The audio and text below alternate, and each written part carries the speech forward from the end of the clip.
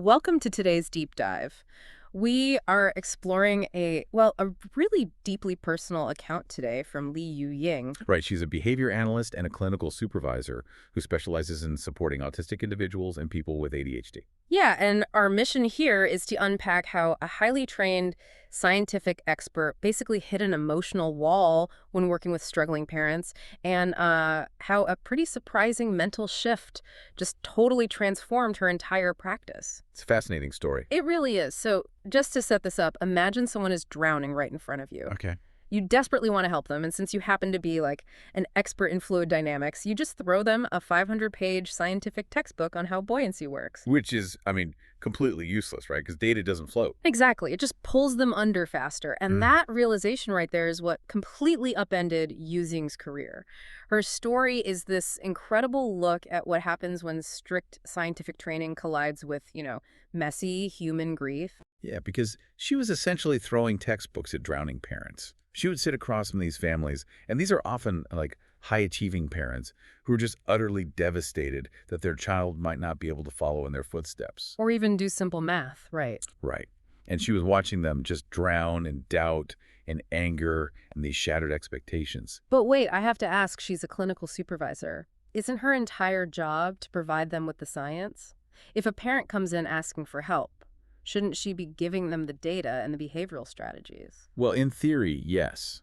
But behavioral science is strictly focused on observable actions.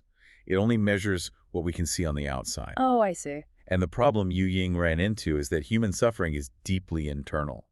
These parents were walking into her clinic carrying this profound, invisible grief over the life they had imagined for their child. And because she was trained to fix measurable problems, she just defaulted to, dispensing facts and theories to try and, solve their suffering. Which backfired. Instead of feeling supported, the parents felt intimidated. They felt even more vulnerable. Oh, wow. And Yu Ying, who was just absorbing all of this frustration and anger during these sessions, she had no way to process it. She found herself obsessively ruminating on their secondhand emotions long after they left. To the point where she was completely burning out. Exactly. Which totally makes sense. If you are constantly taking on other people's pain without any way to process it, your system is going to crash. Yeah. She actually noted that her anxiety got so bad she couldn't even tolerate having the radio on in her car. Yeah, just the noise was too much. Right. That level of sensory overload forced her to seek out a way to manage her own mind. So she ends up investing a month in a program called Mindful Gym with a Dr. Fang, specifically to learn how to internally regulate herself. And that's where she learns this technique called mindful S.T.O.P. Yes, but I want to push on this a bit because mindfulness has become such a buzzword, How does this technique actually work in practice when you are that overwhelmed? So it operates as an active cognitive reset. Rather than just letting the stress pile up subconsciously, mindful S.T.O.P requires you to physically pause. Stop what you're doing entirely. Yeah, you tune into your immediate sensory experience, literally feeling your feet on the floor or noticing the quiet of a room, and you deliberately observe what your mind is doing in that exact second. It lets you step outside the panic. She actually described it as finally hearing quietness again. It became a daily tool to empty out what she calls her emotional pail.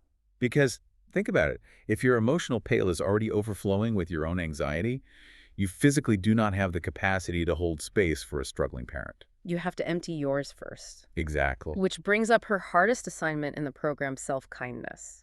She realized she was deeply accepting of everyone who walked into her clinic, but totally unforgiving of herself. Yeah, that's a tough one. It is. Why is it that experts who are literally in the business of compassion are so brutal on themselves? I think it comes down to how professionals view their role.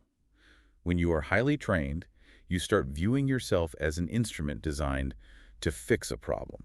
You expect clinical perfection. Right. So by practicing self-kindness, which for her meant actively observing her own private behaviors and forgiving herself when she felt frustrated, she reconnected with her own humanity. And getting in tune with her own humanity is what leads to her biggest breakthrough, which was mindful listening. She started applying this internal awareness to her real-time conversations with the parents. The shift here is really profound. Instead of just listening to the parent's words and immediately formulating a clinical response. Which is what we all do, honestly. Right. But she started noticing her own thoughts forming before she even opened her mouth. She describes creating a mental space she calls a captain's headquarters. It's an incredible analogy, but I want to understand the mechanics of it. How does someone retreat to a headquarters in the middle of a tense conversation? Think of it as a split-second cognitive buffer.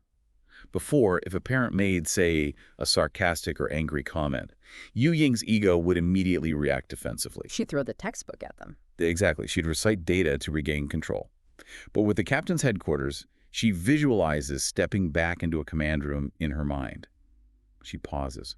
She looks at her own defensive urge, acknowledges it, and then deliberately chooses a different strategy before reacting. So she's not just managing the parent, she's managing her own ego first. Mm. And once she stopped being defensive, she could actually hear what was really happening. She realized that the parent's sarcasm or anger wasn't an attack on her. No, it was just profound grief and helplessness. That emotional self-awareness is the crucial bridge. Wow. You can have all the clinical knowledge in the world, but if you cannot manage your own mind, you cannot effectively guide someone else's. Which brings us to a vital takeaway for anyone listening to this deep dive. Whether you are prepping for a difficult meeting with a client or just trying to navigate a tough relationship, Yu Ying learned an invaluable lesson, which is people do not care how much you know until they know how much you care. That's it right there. If the person sitting across from you feels unseen, handing them a textbook of facts is only going to sink them faster. So true. So here is a final thought to leave you with today. The next time someone directs anger or passive aggression at you, what would happen if you didn't immediately fire back with facts? What if you took a 3-second pause, retweeted to your own mental captain's headquarters, and just listened for the hidden fear beneath their words?